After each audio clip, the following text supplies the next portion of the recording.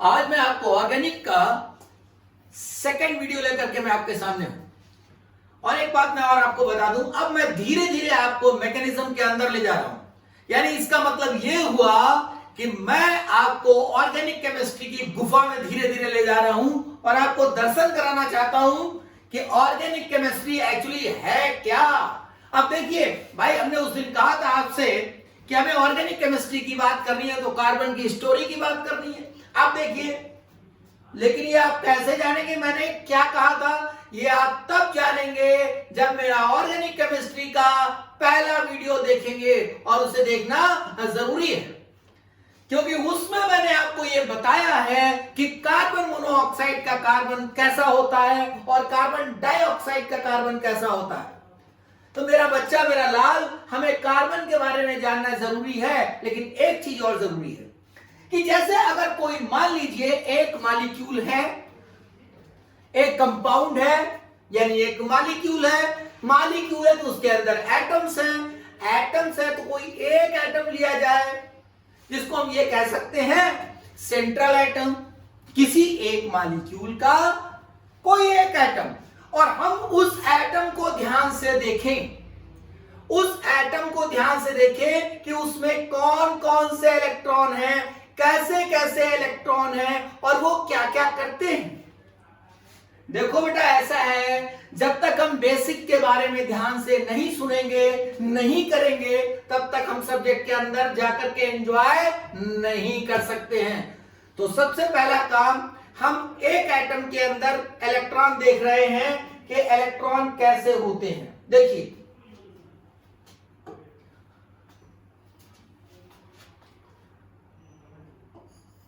Electrons on an atom, यानी बेटा किसी एटम पर कौन कौन से इलेक्ट्रॉन होते हैं और वो क्या क्या करते हैं। जरा देखिए ध्यान से, इन इलेक्ट्रॉन्स को हम दो हिस्सों में डिवाइड कर सकते हैं। देखो बेटा, एक इलेक्ट्रॉन होगा, एक इलेक्ट्रॉन कुछ इस तरीके के, जिनको हम क्या कहेंगे, वैलेंस शेल इलेक्ट्रॉन, और दूसरे वो जिन्हें कहेंगे नॉन वैलेंस शेल इलेक्ट्रॉन। तो पहले हम लिख रहे हैं नॉन वैलेंस शेल इलेक्ट्रॉन, ये हुए बेटा नॉन वैलेंस शेल इलेक्ट्रॉन, और दूसरे कौन से हैं, वैलेंस शेल इलेक्ट्रॉन।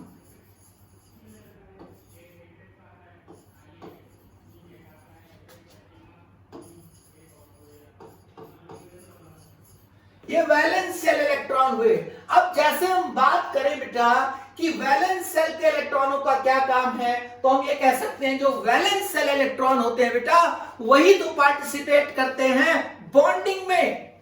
यानी इसका मतलब ये हुआ कि अगर हम यहां पर इसको ध्यान से देखें तो हम दो हिस्सों में डिवाइड कर सकते हैं।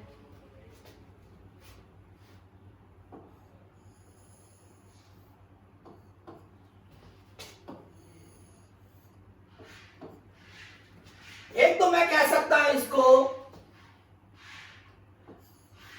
अनशेयर्ड इलेक्ट्रॉन, यानी बेटा वैलेंस शेल इलेक्ट्रॉन में अनशेयर्ड इलेक्ट्रॉन होते हैं। अनशेयर्ड इलेक्ट्रॉन यानी जो शेयरिंग नहीं करते हैं, और दूसरे वो जो शेयरिंग करते हैं यानी शेयर्ड इलेक्ट्रॉन।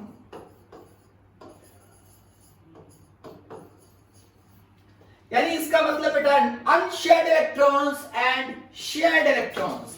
अब देखिए, अनशेयर्ड इलेक्ट्रॉन में कौन आता है, जरा इसको भी ध्यान से देखा जाए। अनशेयर्ड इलेक्ट्रॉन में हम लोग बात करते हैं लोन पेयर की।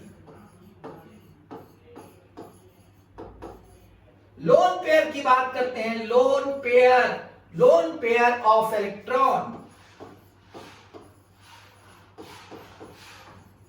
Lone pair of electron. अब देखिए, यहां पर हम दो हिस्सों में डिवाइड कर सकते हैं इसको। जो शेयर्ड इलेक्ट्रॉन पेयर होता है, शेयर्ड इलेक्ट्रॉन पेयर, तो शेयर्ड इलेक्ट्रॉन पेयर में बेटा एक वो होता है जो पाई बॉन्ड बनाता है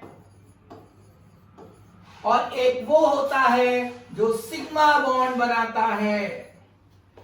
यानी इसका मतलब ये हुआ कि इलेक्ट्रॉन्स, किसी भी एटम पे जो इलेक्ट्रॉन होते हैं उनको हम दो हिस्सों में डिवाइड कर सकते हैं। एक हुआ नॉन वैलेंस शेल इलेक्ट्रॉन, दूसरा हुआ वैलेंस शेल इलेक्ट्रॉन। अब वैलेंस शेल इलेक्ट्रॉन जो होंगे वही पार्टिसिपेट करते हैं बॉन्डिंग में। देखिए वैलेंस शेल इलेक्ट्रॉन दो हिस्सों में डिवाइड कर दिया गया, एक अनशेयर्ड इलेक्ट्रॉन और दूसरा शेयर्ड इलेक्ट्रॉन।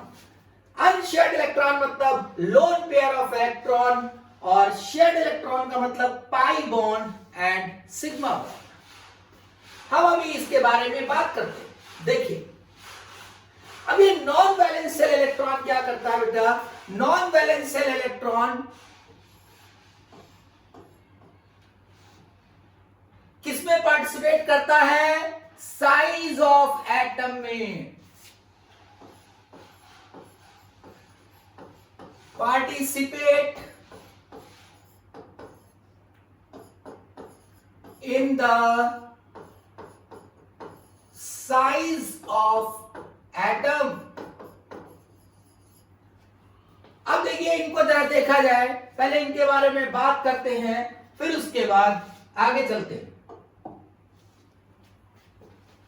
देखिए बेटा एक एग्जाम्पल लेते हैं हम लोग, एक एग्जाम्पल ले लिया जाए जिसमें कि सब कुछ हो, जैसे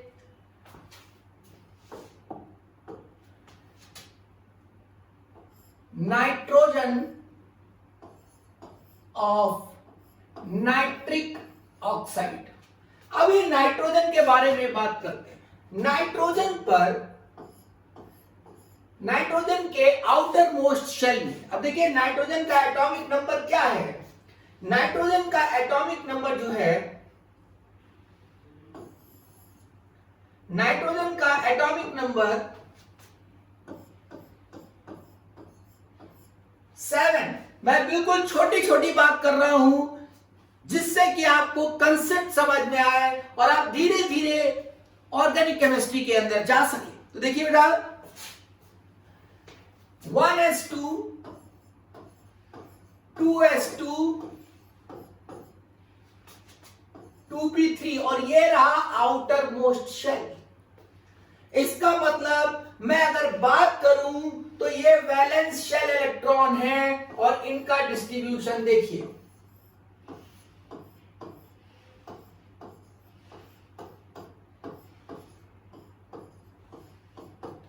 यहां पर देखिए बेटा नाइट्रोजन का 7 जो एटॉमिक नंबर है उसमें आउटर मोस्ट शेल में 5 इलेक्ट्रॉन हैं। अगर मैं इसको पूरी तरीके से देखूं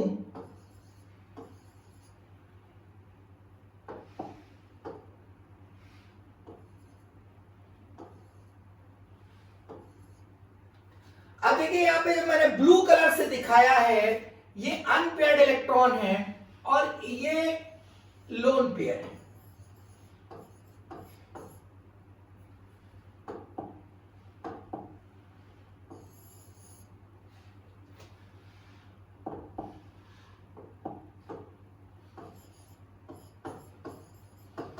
ये बेटा लोन पेयर हो गया और ये जो तीन दिखाई दे रहे हैं all these three are unpaired electrons। unpaired electrons यानी ये जो तीन है ये अनपेयर्ड इलेक्ट्रॉन्स है बेटा और ये कैसा है? Lone pair. ये जो रखा है लोन पेयर है और ये तीन अनपेयर्ड इलेक्ट्रॉन है। ऐसे ही बात करता हूं मैं ऑक्सीजन की। अब देखिए ऑक्सीजन के बारे में देखिए बेटा, oxygen atomic number 8, 1s2 2s2 2p4 outermost shell, distribution of electron. यहां पर देखिए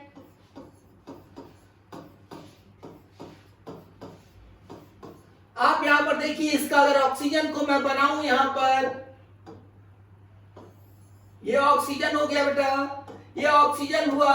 इस पर देखिए ये मैंने इलेक्ट्रॉन रखा, ये इलेक्ट्रॉन रखा, ये इलेक्ट्रॉन, ये इलेक्ट्रॉन। अब ये जो है बेटा, ये इलेक्ट्रॉन के बारे में जो मैं बात कर रहा हूं, ये जो है लोन पेयर हैं, ये लोन पेयर हैं। These are lone pairs। बहुत जरूरी है बेटा समझना है इसको। अगर आप इसको ठीक से नहीं समझोगे तो आगे क्लियर नहीं होगा। ये देखिए ये अनपेयर्ड इलेक्ट्रॉन है, अनपेयर्ड इलेक्ट्रॉन्स। एक ये हो गया और ये हो गया। ये दो अनपेयर्ड इलेक्ट्रॉन है बेटा, ये जो है दो अनपेयर्ड इलेक्ट्रॉन और दो लोन पेयर हैं इस ऑक्सीजन के पास। इसका मतलब क्या हुआ, एक ऑक्सीजन को दो अनपेयर्ड इलेक्ट्रॉन चाहिए।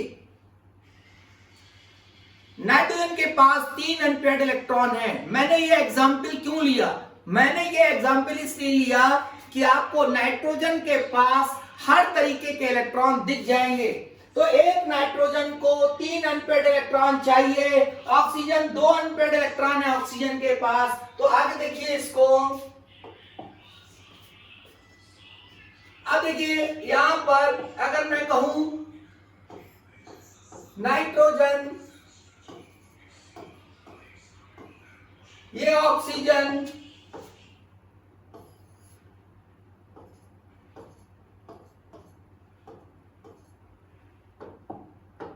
ये लोन पेयर हुआ, ये लोन पेयर, ये लोन पेयर। अब देखिए ये अनपेयर्ड इलेक्ट्रॉन है, ये अनपेयर्ड इलेक्ट्रॉन है, ये तीनों अनपेयर्ड इलेक्ट्रॉन है। इन्होंने इसके साथ बॉन्ड बनाया, इन्होंने इसके साथ बॉन्ड बनाया। अब देखिए बेटा यहां पर ये जो है एक इसमें सिग्मा बॉन्ड है, दूसरा पाई बॉन्ड है। ये क्या है, लोन पेयर। ये क्या है, lone pair. This is also lone pair. और अब एक बहुत इंपॉर्टेंट बात आ रही है आपके सामने, देखिए उसको। This is odd electron.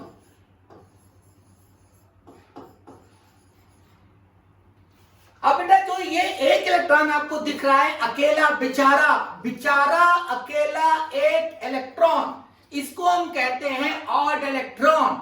और ये इलेक्ट्रॉन बेटा हमेशा इस चक्कर में रहता है कि कोई हमें मिल जाता, काश हमें कोई मिल जाता जिसके साथ हम पेयरिंग कर लेते। हमें इसकी यहां पर कोई खास जरूरत नहीं है, लेकिन क्योंकि ये यहां पर दिख गया है तो हम चाहते हैं एक कंसेप्ट हम आपको और बता दें। देखिए ये बेचारा इलेक्ट्रॉन, ये बेचारा एक अकेला इलेक्ट्रॉन। और देखिए जो अकेला होता है, जो बेचारा होता है, वो हमेशा क्या चाहता है, कोई मिल जाए। तो कोई मिल जाए मतलब इलेक्ट्रॉन को कौन मिल जाए, एक और इलेक्ट्रॉन। तो क्या चाहता है बेटा, वो चाहता है हमें कोई एक अनपेयर्ड इलेक्ट्रॉन मिल जाए। और देखिए इस चक्कर में क्या होता है,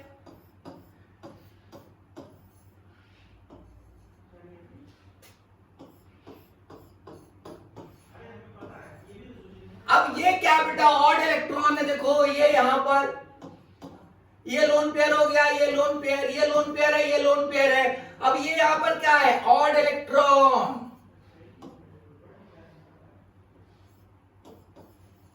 ये ऑड इलेक्ट्रॉन है। अब देखिए बेटा ऑड इलेक्ट्रॉन अगर है तो क्या करेगा, ऑड इलेक्ट्रॉन, ये वाला ऑड इलेक्ट्रॉन क्या करता है, ये वाला ऑड इलेक्ट्रॉन इसको देखता है, कुछ ऐसे देखता है। कैसे देखता है, ये वाला इलेक्ट्रॉन इसको देखता है, कहता है तुम अकेले हो। और ये वाला क्या कहता है कि क्या तुम भी अकेले हो। तो कहता है अच्छा तुम भी अकेले हो, मैं भी अकेला हूं, चलो बॉन्ड बना लेते हैं। ये बॉन्ड बना लिया इन्होंने। और आज तुमको ये पता चल गया कि जो NO होता है वो मोनोमर के फॉर्म में भी रहता है, मोनोमर। ये मोनोमर हुआ और ये क्या है, डाइमर है। So what is the cause? What is the cause to form the dimer? Why one molecule is associated with another? क्यों कोई एक मॉलिक्यूल दूसरे के साथ एसोसिएट हो जाता है। कई कारण हैं इसके, लेकिन एक इंपॉर्टेंट कारण है बेटा कि अगर ऑड इलेक्ट्रॉन है तो वो पेयरिंग कर लेगा, डाइमर बना लेगा, यानी N2O2. So nitric oxide is dimerized into N2O2 just to pair the unpaired electron present at the nitrogen atom.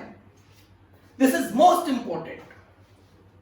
मैं भी सिर्फ आपको ये बताना चाहता हूं, जो मेरे लिए जरूरी है वो बताना चाहता हूं. किसी एक एटम पर क्या क्या होता है, sigma bond, pi bond, lone pair और ऑड इलेक्ट्रॉन. लेकिन देखिए बेटा, यहां पर लोन पेयर की बात मैं करूं, मैं पाई बॉन्ड इलेक्ट्रॉन की बात करूं और सिग्मा बाइंडेड इलेक्ट्रॉन की बात करूं. देखिए ध्यान से, electrons which are present in lone pair, electrons which are present in pi bond, electrons which are present in sigma bond. ध्यान से सुनिए, ऐसा होता है मेरा बेटा कि जो लोन पेयर होता है वो अनशेयर्ड इलेक्ट्रॉन होता है. कैसा होता है? अनशेयर्ड. अभी पीछे बताए, देखिए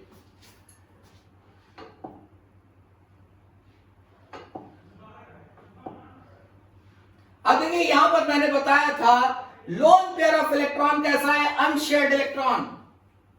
lone pair of electron is unshared electron. Pi bond और सिग्मा बॉन्ड कैसे हैं? शेयर्ड इलेक्ट्रॉन पेयर है. तो अब सोचिए इस बात को, जो अनशेयर्ड है बेटा, जो किसी से बंधा ही नहीं है. छोटा सा एग्जांपल एक देता हूं, एक छोटा सा एग्जांपल. वो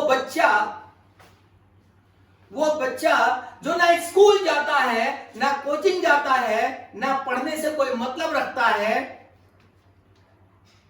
अगर उसके फादर से पूछा जाए आपका बेटा कहां है, तो वो क्या कहेगा? अरे कहीं होगा, मुझे नहीं पता. क्यों? क्योंकि वो कुछ करता ही नहीं है, घूमता रहता है, अनशेयर्ड है. वो किसी चीज से बंधा नहीं है. वो स्कूल से बंधा नहीं, वो कोचिंग से बंधा नहीं, वो पढ़ाई से बंधा नहीं, वो अपने मदर फादर से बंधा नहीं. यानी वो कैसा है बेटा? अनशेयर्ड. अनशेयर्ड, किसी चीज से बंधा नहीं है. और जब कोई किसी चीज से बंधा नहीं होगा तो इधर उधर घूमता रहेगा. यहां घूमेगा, इधर घूमेगा, उधर घूमेगा. यानी इसका मतलब सबसे ज्यादा मोबिलिटी किसकी होगी? लोन पेयर की.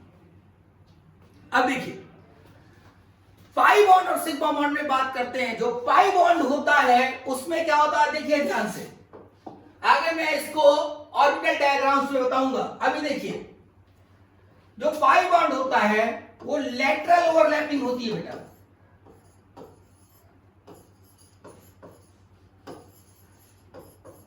लेटरल ओवरलैपिंग होती है. और सिग्मा बॉन्ड में होती है हॉरिजॉन्टल ओवरलैपिंग. हॉरिजॉन्टल ओवरलैपिंग यानी इसका मतलब यह हुआ, लेटरल ओवरलैपिंग का मतलब होता है कि थोड़ी कम ओवरलैपिंग. ओवरलैपिंग कब होगी तो क्या होगा बेटा? देखिए यहां पर ये देखिए, ये ओवरलैपिंग हो रही है, यानी मूवमेंट, लेटरल ओवरलैपिंग. ये इलेक्ट्रॉन क्लाउड हुआ, ये इलेक्ट्रॉन क्लाउड है, ये ओवरलैप कर रहा है. मेरे देखो बेटा ध्यान से, देखो ये ध्यान से, ये इलेक्ट्रॉन क्लाउड, ये ओवरलैपिंग. मैं भी बताऊंगा बना करके. ये ओवरलैपिंग, ये मूवमेंट, ये लेटरल ओवरलैपिंग. और ये हुई हॉरिजॉन्टल ओवरलैपिंग. यानी हॉरिजॉन्टल ओवरलैपिंग कैसी होगी? मजबूत होगी. इसमें मूवमेंट नहीं होगा, लेकिन इसमें मूवमेंट होगा. इसका मतलब क्या हुआ? लेटरल ओवरलैपिंग में मूवमेंट होता है, हॉरिजॉन्टल ओवरलैपिंग में मूवमेंट ना के बराबर होता है. देखिए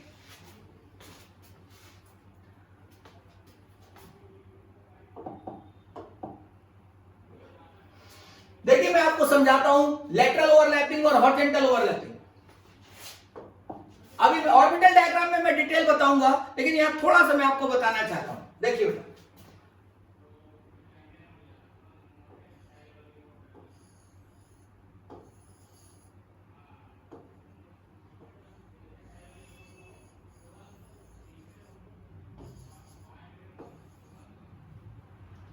देखो बेटा, ये न्यूक्लियस हुआ, ये न्यूक्लियस हो गया,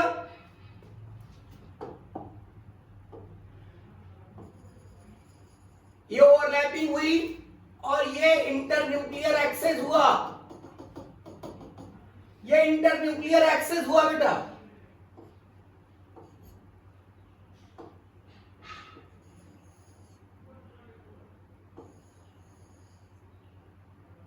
ये इंटरन्यूक्लियर एक्सेस है और ये ओवरलैपिंग। तो अगर ओवरलैपिंग एरिया मेरा बेटा ओवरलैपिंग एरिया इंटरन्यूक्लियर एक्सेस पर है तो इसको हम क्या कहते हैं? हम इसको कहते हैं हॉरिजॉन्टल ओवरलैपिंग। इसको कहते हैं हॉरिजॉन्टल ओवरलैपिंग। ये हॉरिजॉन्टल ओवरलैपिंग, इसको दूसरा नाम भी देते हैं हेड ऑन ओवरलैपिंग।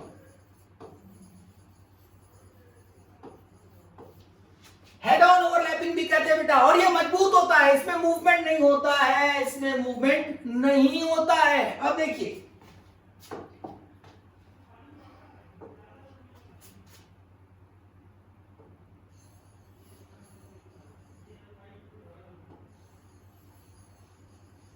यहां पर देखिए ये न्यूक्लियस,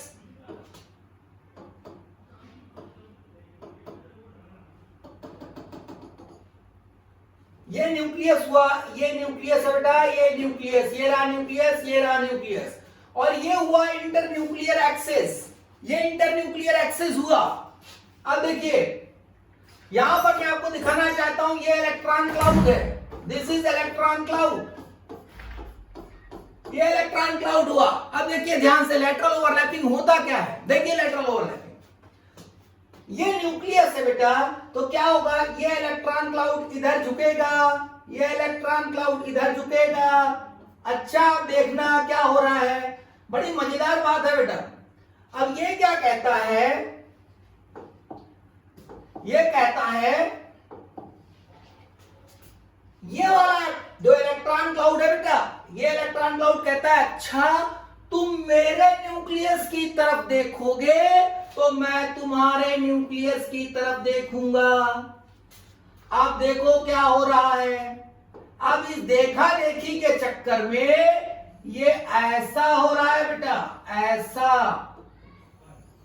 ये देखो बेटा, ये रहा न्यूक्लियस, ये रहा न्यूक्लियस। अब यहां पर देखिए ये इलेक्ट्रॉन क्लाउड, ये इलेक्ट्रॉन क्लाउड, ये इलेक्ट्रॉन क्लाउड दिख रहा है, ये इलेक्ट्रॉन क्लाउड दिख रहा है, आपको दिखा ये ओवरलैपिंग एरिया हुआ, दिस इज ओवरलैपिंग एरिया। अब ये मेरा बेटा, ये देखो ये हुआ तुम्हारा इंटरन्यूक्लियर एक्सेस।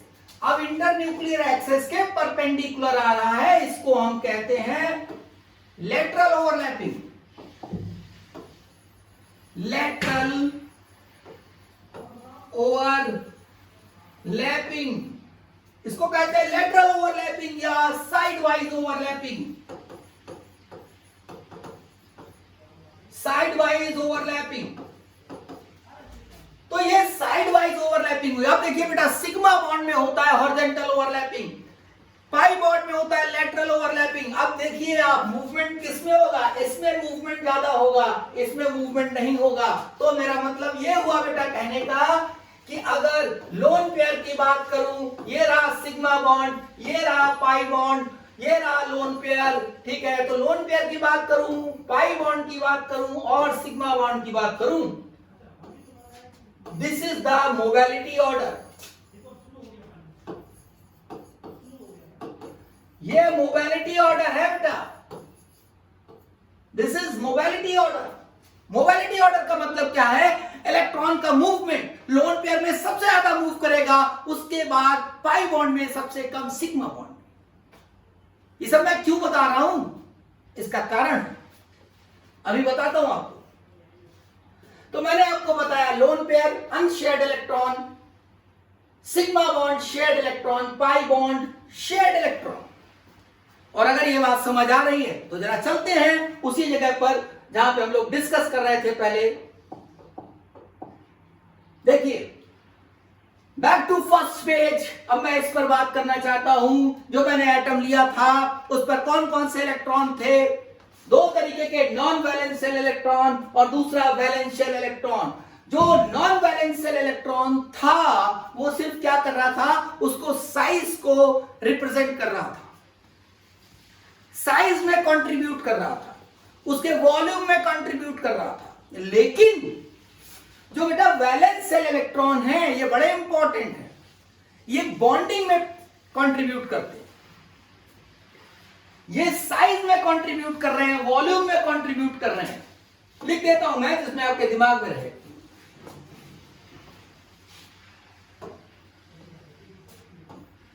ये साइज में,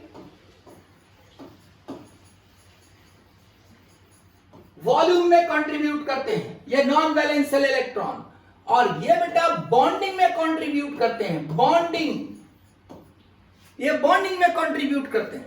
देखिए यानी बॉन्डिंग कहने का मतलब है उसका शेप, उसके बॉन्ड्स, उसका स्ट्रक्चर, सारी चीजें। देखिए अब ये valence shell electron, unshared electron, अभी मैंने बताया आपको अनशेयर्ड इलेक्ट्रॉन जो है उसकी मोबिलिटी सबसे ज्यादा होती है। फिर उसके बाद शेयर्ड इलेक्ट्रॉन, तो पाई बॉन्ड कैसा होता है, उसमें मोबिलिटी होती है क्योंकि कम शेयर्ड होता है। सिग्मा बॉन्ड में मोबिलिटी सबसे कम होती है बेटा क्योंकि वो हाईली शेयर्ड होता है। देखिए जरा, so this is the order of mobility, most important, this is the mobility order, mobility order. आप सोचिए इस बात को बेटा आप कि जब मोबिलिटी है इलेक्ट्रॉन्स के अंदर, जब इलेक्ट्रॉन इधर उधर घूमता है तो परेशानियां शुरू हो जाएंगी। जैसे मान लीजिए कि आपसे मैं कहूं, इतना समझ गए ना, अब इसको देखिए ध्यान से। अब देखिए अगर मान लीजिए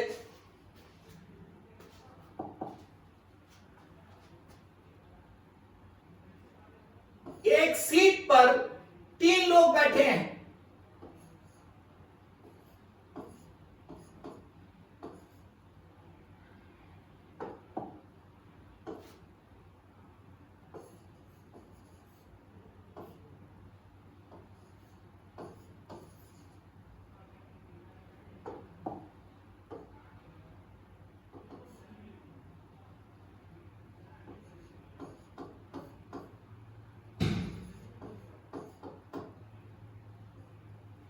ये 3 लोग बैठे हुए हैं।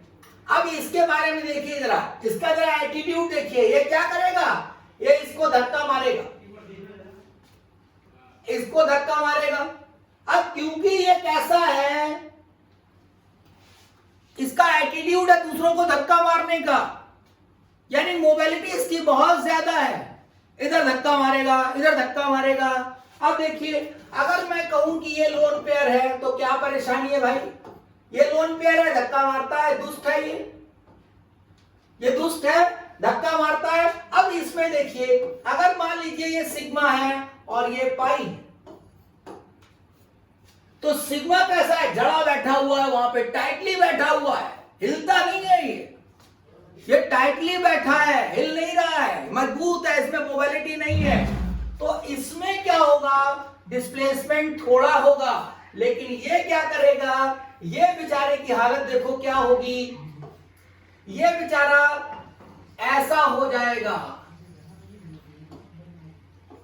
ये ऐसा गिर जाएगा ये इधर की तरफ, यानी ये मूव कर जाएगा। इसका मतलब ये हुआ कि लोन पेयर सबसे ज्यादा धक्का देगा, वो जो धक्का देगा वो पाई बॉन्ड को लगेगा, सिग्मा बॉन्ड को नहीं लगेगा। क्यों? क्योंकि उसमें मोबिलिटी नहीं होती है, ना के बराबर होती है, बहुत कम होती है। तो यहां पर जब हम लोग इससे डिस्कस करेंगे इस इफेक्ट को, तो मीजोमेरिक इफेक्ट कहेंगे, इसको कहेंगे मीजोमेरिक इफेक्ट, में धक्का दे देगा उधर की तरफ, इसको कहेंगे मीजोमेरिक इफेक्ट। यानी लोन पेयर पाई बॉन्ड को धक्का दे रहा है, सिग्मा को नहीं दे पा रहा है, तो यहां पर मीजोमेरिक इफेक्ट नहीं होगा, यहां पर अलग इफेक्ट होगा, उसको हम लोग कहेंगे inductive effect.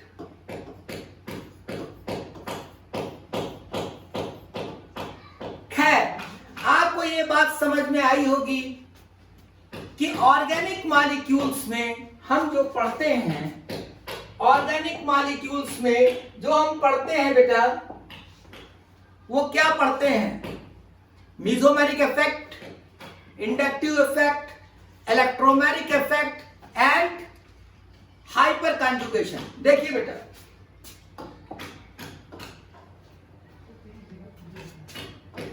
Due to mobility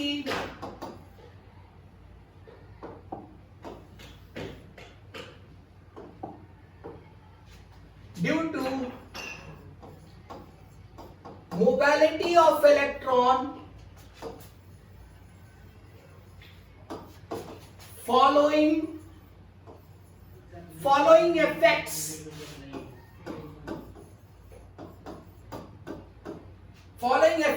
are observed in organic compounds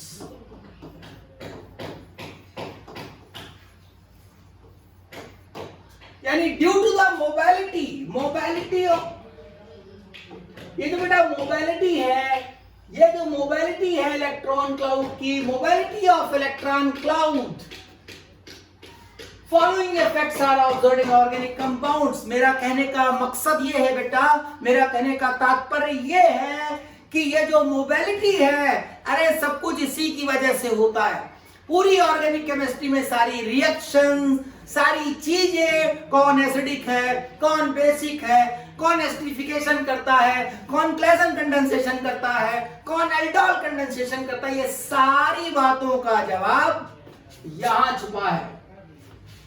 जितना अच्छा ये आएगा उतना अच्छा ऑर्गेनिक आएगा, जितना अच्छा जिसे ये आएगा वो उतनी आसानी से सिलेक्ट हो जाएगा। देखिए तो वो कौन कौन से इफेक्ट है बेटा, ये देखिए। पहला इंडक्टिव इफेक्ट,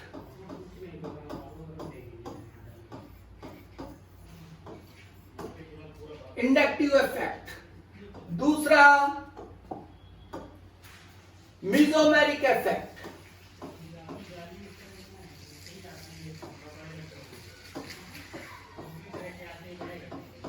मेसोमेरिक इफेक्ट। तीसरा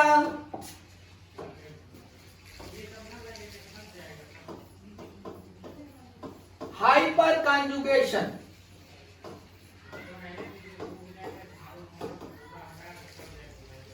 और चौथा at the last not least, बताइए क्या होगा? एक और है इलेक्ट्रोमेरिक इफेक्ट।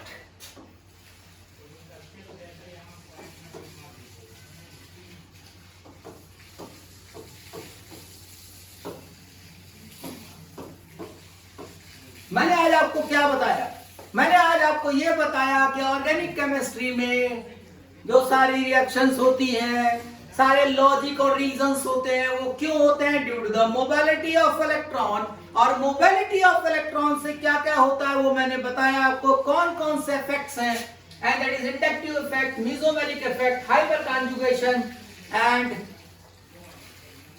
Electromeric effect. लेकिन अब सुनिए मेरी बात ध्यान से, इन इफेक्ट्स को पढ़ने से पहले, मेरा बच्चा, मेरा बेटा, मेरा लाल, इन इफेक्ट्स को पढ़ने से पहले हमें जो बहुत इंपॉर्टेंट चीज है जिसे हमें खत्म करना है, जिसको मैं नेक्स्ट वीडियो में स्टार्ट करूंगा, वो होता है ऑर्बिटल डायग्राम। जैसे बेटा शरीर के अंदर दिल धड़कता है, ठीक वैसे ही ऑर्बिटल डायग्राम ऑर्गेनिक केमिस्ट्री में धड़कते हैं। और जिनकी धड़कन स्टूडेंट्स को सुनाई देती है वो सिलेक्ट हो जाते हैं। तो नेक्स्ट वीडियो में हम क्या डिस्कस करने जा रहे हैं? ऑर्बिटल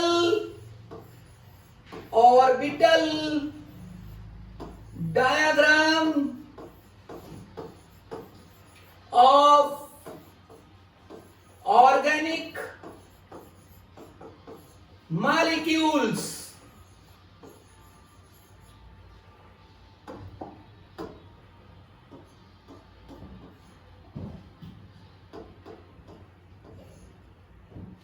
हम लोग ये डिस्कस करेंगे, बी रेडी